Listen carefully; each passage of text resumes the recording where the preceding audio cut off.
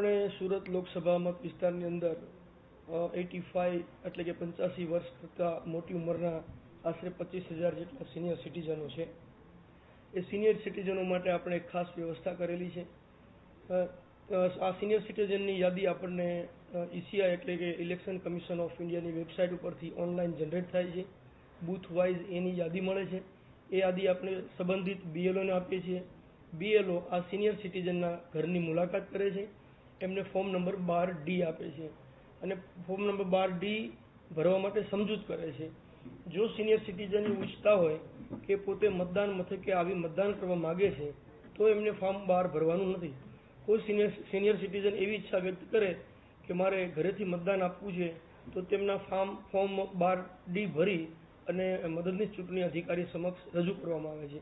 ત્યારબાદ એમનું postal ballot તૈયાર કરવામાં આવે છે અને વોટિંગના દિવસ દરમિયાન મતલબ કે એક્ચ્યુઅલ વોટના સમયગાળા દરમિયાન વચ્ચેના સમયમાં BLO અને એક ખાસ ટુકડીની રચના કરવામાં આવે છે, જેમાં પ્રિસાઇડિંગ ઓફિસર હોય છે, મતદાન એજન્ટ હોય છે, વિડીયોગ્રાફર હોય છે।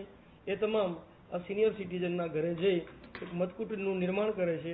ત્યાં તેમનું મત લેવામાં આવે છે। પોસ્ટલ બેલેટમાં અપાયેલો એ મત સીલબંધ કવરમાં BLO મદદનીશ ચૂંટણી અધિકારીને સ્ટ્રોંગ રૂમમાં જમા કરે છે। 25,000 આશરે 25,000 100 અપ મતદારોની સંખ્યા 1350ની આસપાસ છે।